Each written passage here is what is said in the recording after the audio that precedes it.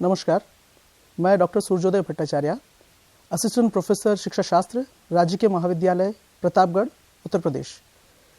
आज हम लोग मेल मर्ज के बारे में कुछ डिस्कस करेंगे। मेल मर्ज क्या है?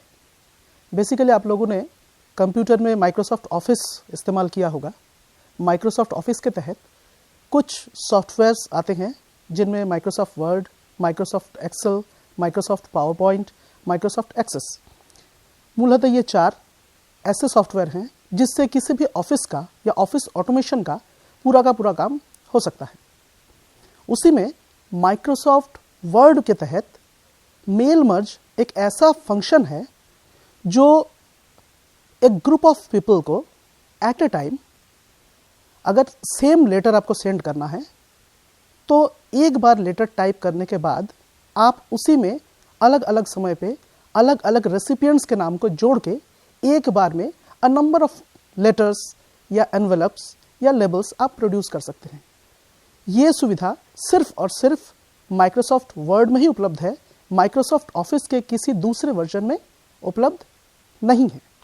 सवाल यह आ सकता है कि मेल मर्ज का इस्तेमाल हम कहाँ करेंगे, कब करेंगे? अगर आपको बहुत सारे रेसिपिएंट्स को एनवेलप भेजना है या लेबल्स, किसी सेमिनार्स या सिंपोजियम्स वगैरह में लेबल्स लगाना है, तो आप मेल मर्ज इस सॉफ्टवेयर का इस्तेमाल कर सकते हैं।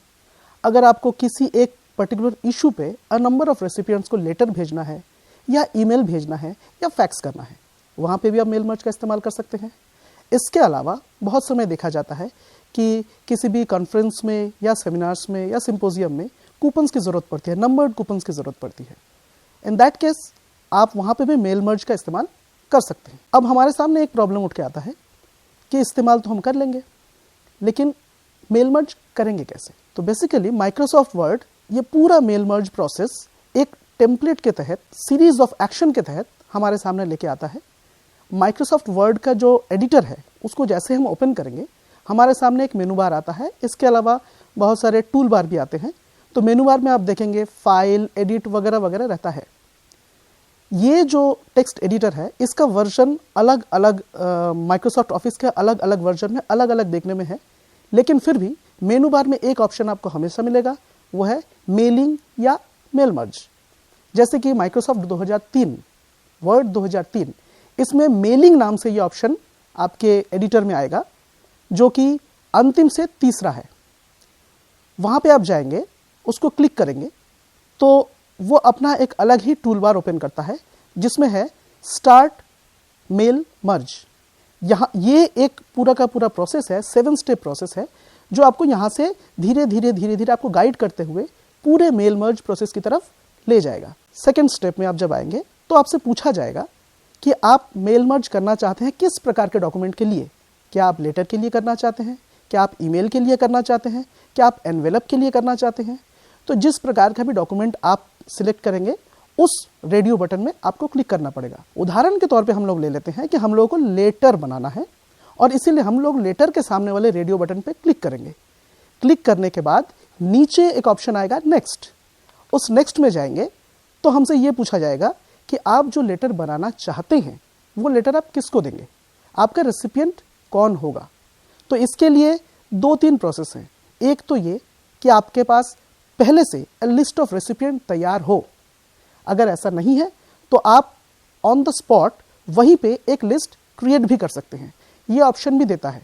उदाहरण के तौर पे हम मान लेते हैं कि हम एक लिस्ट वहीं पे क्रिएट करेंगे, तो रेडियो बटन का एक ऑप्शन है क्रिएट द लिस्ट, आप उसमें क्लिक करिए तो आपके पास एक छोटा सा विंडो ओपन होगा, जिस विंडो पे छोटे छोटे बॉक्स बने रहते हैं इस प्रकार से, जहाँ पे आप नाम, टाइटल, उनका designation, office address, office name, phone number, ये सब एक एक करके आप एंट्री करते जाते हैं और ऐड करते चले जाएंगे। जब पूरा ऐड हो जाएगा तो इन्हीं में सब कॉलम्स के पहले एक छोटा सा बॉक्स दिया रहेगा आपके सामने, जिसमें आपको टिक करना है और टिक करने के बाद आपको ओके कर देना है। जैसे ही आप ओके में क्लिक करेंगे तो ये एक अलग ही डेटाबेस फाइल बन जाता है, जो कि आपके रेसिपिएंट्स के लिस्ट के साथ माइक्रोसॉफ्ट वर्ड के एक अलग फोल्डर में सेव हो जाता है। नेक्स्ट स्टेप में आप जब जाएंगे तो वहाँ पे आपको कहा जाएगा कि आप बॉडी ऑफ द लेटर को बनाइए या बॉडी ऑफ द लेटर तैयार करिए। बॉडी ऑफ द लेटर में बेसिकली 3-4 हिस्से आते हैं। सबसे पहले आप जिसको एड्रेस कर रहे हैं, एड्रेसी। दूसरा, जिसको आप चिट्ठी लिख रहे हैं उसके लिए ग्रीटिंग लाइन, जैसे good morning, good evening, hello वगैरह वगैरह। उसके बाद आप main body of the letter को टाइप करेंगे और सबसे नीचे आप अपना या सेंडर्स डिटेल। तो सेंडर्स डिटेल चूंकि आप अकेले ही बहुत लोगों को एक साथ भेज रहे हैं चिट्ठी, तो आप वहाँ पे सेंडर्स डिटेल में अपना ही नाम या अपना एफिलिएशन वहाँ पे दे सकते हैं। जहाँ तक बात रेसिपिएंट्स की है, तो जो फाइल आपने बनाया हुआ है उसी फाइल से आप सिर्फ फील्ड ब्लॉक्स को वहाँ पे ड्रैग एंड ड्रॉप करेंगे। मतलब फील्ड्स ब्लॉक को पकड़ेंगे और माउस के जरिए जहाँ पे एड्रेसी का नाम लिखा जाता है वहीं पे आकर छोड़ देंगे। उन फील्ड्स के नाम पे आएगा ऐसे कि first name, middle name, last name, company name, address इत्यादि। तो उन सिर्फ फील्ड नेम्स को आप वहाँ पे छोड़ दीजिए। वहाँ पे आपको ये चिंता करने की कतई ज़रूरत नहीं है कि हमने तो 10 लोगों का नाम बनाया था लेकिन यहाँ पे तो किसी का नाम नहीं आ रहा है। ऐसी कोई बात नहीं है, सिर्फ फील्ड नेम से ही काम चल जाएगा। फील्ड नेम दीजिए, उसके बाद greeting line with best regards या वार्म वेलकम, ग्रीटिंग्स, इस प्रकार के कुछ लाइंस आप वहाँ पे नीचे जोड़ सकते हैं।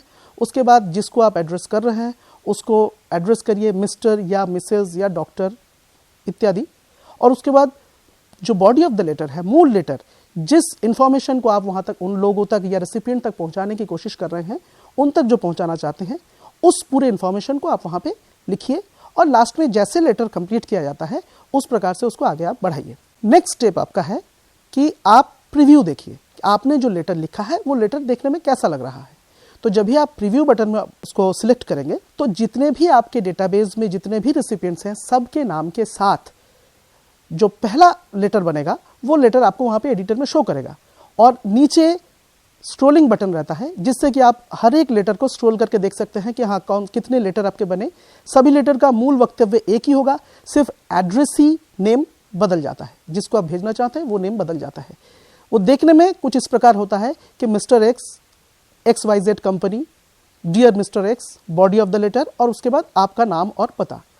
अगर 10 हैं तो XYZ अलग अलग लेटर्स सेम वक्तव्य के साथ दिखाएगा। और अंतिम जो स्टेप है वो है कि आप पूरे मर्ज प्रोसेस को कंप्लीट करने के लिए एक बटन आपके आएगा, कंप्लीटिंग द मर्ज प्रोसेस। उस मर्ज बटन में आप अगर क्लिक करेंगे तो पूरा का पूरा जितने भी रेसिपिएंट्स हैं उस आधार पे उतने संख्यक लेटर आपके पास बन के आ जाते हैं और पूरे एडिटर में उतने पेज आपके सामने आ जाएंगे। अगर आपने 10 रेसिपिएंट्स बनाए हैं तो 10 पेजेस विथ लेटर्स वो आपके सामने हो जाएंगे। उसके बाद आप अपने कन्वीनियंस के अनुसार उसका प्रिंट आउट चाहे तो ले सकते हैं या उसको अपने हार्ड डिस्क में सेव करके भी रख सकते हैं। आप चाहे तो इन लेटर को मेल भी कर सकते हैं या अलग से ईमेल के लिए भी आप ऐसे मेल मर्ज प्रोसेस का इस्तेमाल कर सकते हैं, फैक्स के लिए भी कर सकते हैं।